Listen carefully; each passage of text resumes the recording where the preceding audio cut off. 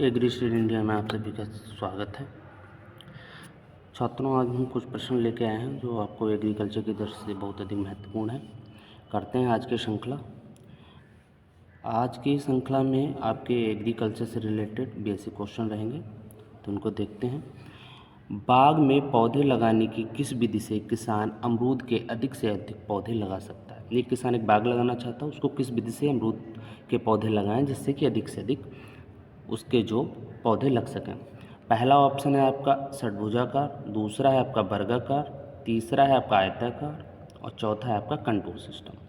वो षटभुजाकार विधि, वर्गाकार विधि, आयताकार विधि और कंटूर विधि से पौधे लगाना चाहता है। किस विधि से लगाए कि इन चारों में से वो विधि बताइए जिसमें सर्वाधिक पौधे लगाए जा सकते हैं। तो अगर हम कंटूर सिस्टम की बात करें तो कंटूर सिस्टम जो होता है वो पहाड़ों पर किया जाता है। कहाँ पे किया जाता है? पहाड़ों पर। वो पहाड़ों पर यूज किया जाता है। आयताकार सिस्टम जो होता है इसमें आपका जो पौधे से पौधे की दूरी होती है वो समान होती है, लेकिन जो पंक्ति और पौधे की डिस्टेंस होती है वो अलग होती है। आयताकार के बाद में आता है वर्गाकार। अगर वर्गाकार देखा जाए तो वर्गाकार में क्या होता है, जितनी दूरी पे पौधे से पौधे की दूरी होती है वही दूरी आपका पंक्ति से पंक्ति की दूरी होती है। तो इसमें जो हमारा पौध लगाने की सबसे अच्छी विधि जिसमें सर्वाधिक पौधे लगेंगे वो हो जाएगा हमारा षटभुजाकार। तो षटभुजाकार ऑप्शन हमारा ठीक होगा। चलते हैं अगले प्रश्न की तरफ। अगला प्रश्न हमारा ये रहा। प्रश्न कह रहा है कि केले का बीज रहित होने का कारण है। केले का बीज रहित होने का कारण है। जब हम केला पका हुआ केला खाते हैं तो आप लोग देखते हो कि उसके अंदर बीज नहीं होता। तो इसका मुख्य कारण क्या है कि केला जो है उसमें बीज क्यों नहीं होता? तो पहला ऑप्शन है अजीब धारिता, दूसरा ऑप्शन है आपका बीजांड रहित, तीसरा है वेजिटेटिव अपरागण और चौथा आपका उत्तेजित है। तो ये चार ऑप्शन आपको दिए गए हैं कि केले में बीज रहित होने का मुख्य कारण कौन सा है। तो केले में देखते हैं कि बीज रहित होने का मुख्य कारण होता है वो होता है आपका अबीज धारिता। तो इसमें अबीज धारिता के कारण जो होता है कि केले में बीज नहीं होता, इसलिए केला बीज रहित होता है। चलते हैं अगले प्रश्न की तरफ। अगला प्रश्न हमारा यहाँ से है। इसमें कह रहा है कि एक एकड़ में पपीते का बाग लगाने के लिए बीज की आवश्यक मात्रा होगी।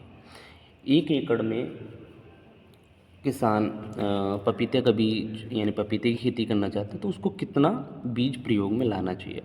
पहला ऑप्शन है आपका 100 से 200 ग्राम, दूसरा है 50 से 100 ग्राम, तीसरा ऑप्शन है आपका 250 से 300 ग्राम और चौथा ऑप्शन है आपका 350 ग्राम। तो पपीते की एक एकड़ की खेती करने के लिए जो बीजों की आवश्यकता होगी वो हमारा ऑप्शन जाएगा 250 से 300 ग्राम। तो 250 से 300 ग्राम हमारा ऑप्शन सही है। चलते अगले प्रश्न की तरफ। अगला प्रश्न यहाँ से ये कह रहा है इसमें कि नर व मादा दोनों ही प्रकार के फूल धारण करने वाले पौधे को कहते हैं। यानी ऐसा फूल जिसमें नर और मादा दोनों ही पार्ट्स उपलब्ध हों, दोनों ही जननांग मौजूद हों।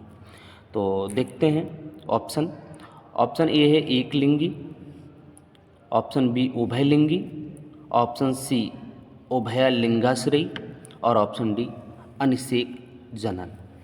तो जो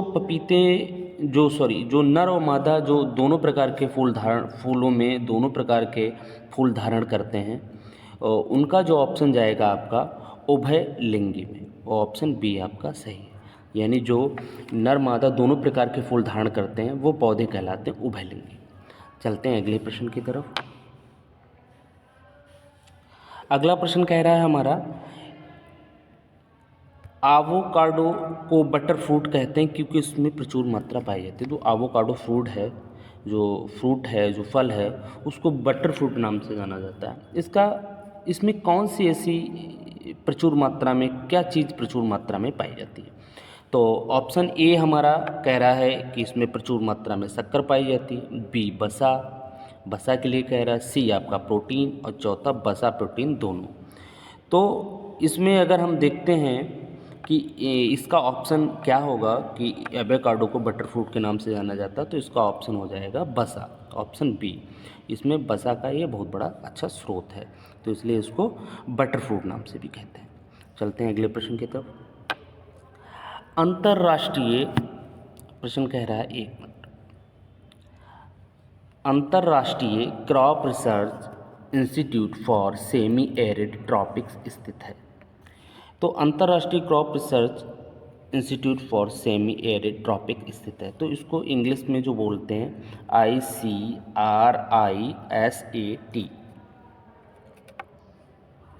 इक्रिसैट भी हम लोग इसको बोलते हैं। तो इसका होता है international crop research institute semi arid tropics.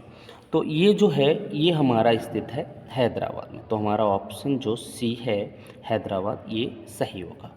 Option C Hyderabad, अंतर्राष्ट्रीय crop research institute for semi arid tropics जो है वो हैदराबाद में स्थित है।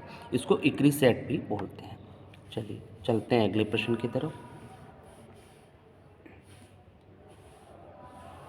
अगला प्रश्न हमारा यहाँ से है, कपास की फसल में सबसे अधिक हानि कौन सा कीट पहुंचाता है? यानी कपास की जो फसल लगती है तो उसमें ऐसा कौन सा इसमें से कीट है जो सर्वाधिक हानि पहुंचाता है? ऑप्शन ए कपास की गुलाबी सूड़ी, ऑप्शन बी पत्ती लपेटक सूड़ी, ऑप्शन सी हरा तेला, और ऑप्शन डी चितकबरी सूड़ी।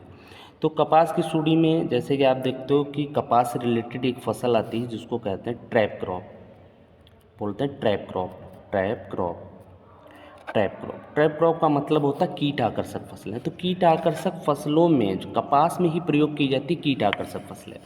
तो कपास में होता क्या है, जब ये कीड़ा, ये जो कीट लगता है तो उस कीट को नियंत्रण करने के लिए, उसका प्रकोप कम करने के लिए हम लोग कपास की फसल के चारों ओर क्या करते हैं, भिंडी की खेती यानी भिंडी की कुछ लाइनों को बो देते हैं, जिससे कि ये जो कीट होता है वो कपास की फसल को कम नुकसान पहुंचा के भिंडी की तरफ आकर्षित हो जाता है। तो इसको कहते हैं ट्रैप क्रॉप।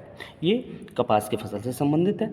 अच्छा, अब इसमें ऑप्शन क्या होगा कि कपास की फसल में सबसे अधिक हानि कौन सा कीट पहुंचाता, तो वो आपका हो जाएगा कपास की गुलाबी सूड़ी। ऑप्शन आपका जो ए है कपास की गुलाबी सूड़ी, वो आपका ऑप्शन सही होगा, गुलाबी सूड़ी, कपास की गुलाबी सूड़ी। चलते हैं अगले प्रश्न की तरफ।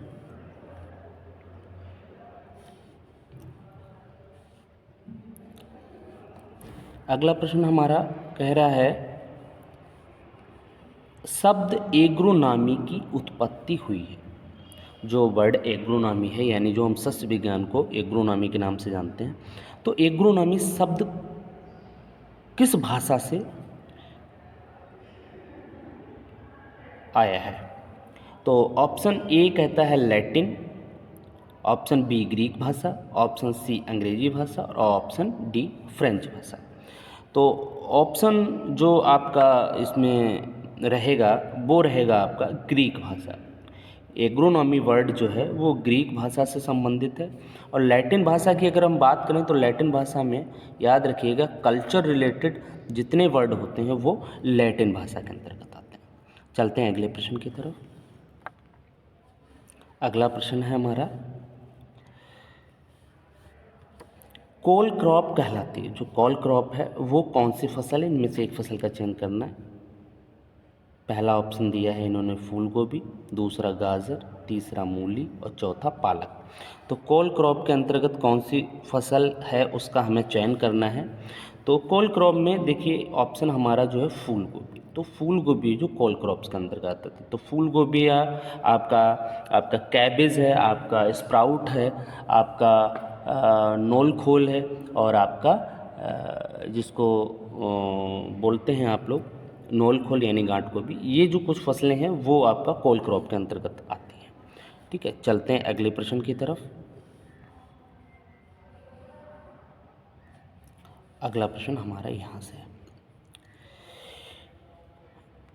डॉक्टर एम एस स्वामीनाथन का संबंध, जो डॉक्टर एम एस स्वामीनाथन है वो किससे संबंधित है? ऑप्शन ए पादप रोग जनक से, ऑप्शन बी आनुवंशिकी से, ऑप्शन सी सस्य विज्ञान से, ऑप्शन डी कीट विज्ञान से।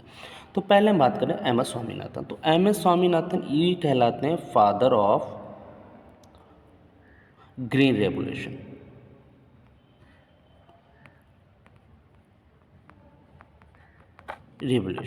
ये हरित क्रांति के जनक हैं। और हरित क्रांति के जनक, जो हरित क्रांति यानी हमारे भारत में जो हरित क्रांति प्रारंभ हुई थी वो हुई थी 1967 में हमारे हरित क्रांति प्रारंभ हुई थी। तो हरित क्रांति के जो जनक हैं वो एम एस स्वामीनाथन है। इंडिया में बात की जाए, अगर विश्व में वर्ल्ड में बात की जाए तो एन ई बोरलॉग,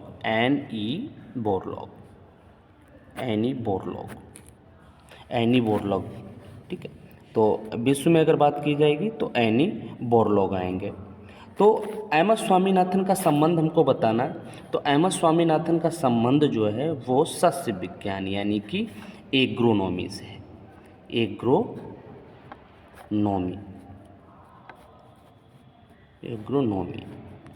एग्रोनॉमी से, सस्य विज्ञान से। चलते हैं अगले प्रश्न की तरफ।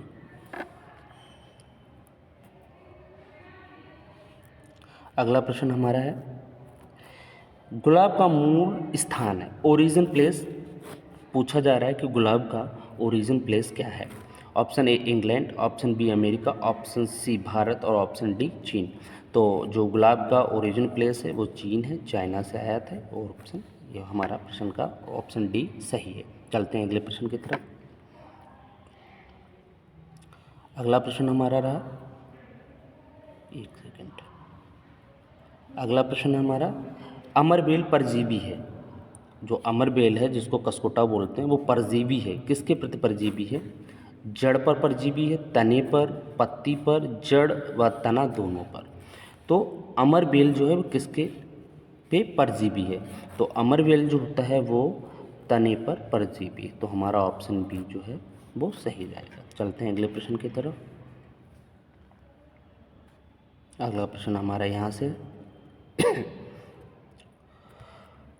पूसा साबनी एक किस्म है। ऑप्शन ए टमाटर की, ऑप्शन बी भिंडी की, ऑप्शन सी गाजर की, ऑप्शन डी टमाटर की।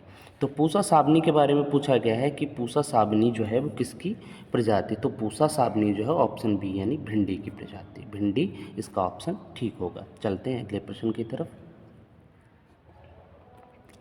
अगला प्रश्न हमारा ये रहा, भारत में सर्वाधिक बाजरा उत्पादक राज्य है। भारत में जो बाजरा का उत्पादन होता है वो सर्वाधिक किस राज्य में होता है? Option A Rajasthan, option B Punjab, option C Gujarat और ऑप्शन डी उत्तर प्रदेश। तो बाजरा का जो उत्पादन सर्वाधिक होता है वो होता है राजस्थान में। तो हमारा ऑप्शन ए राजस्थान ठीक होगा। चलते हैं अगले प्रश्न की तरफ।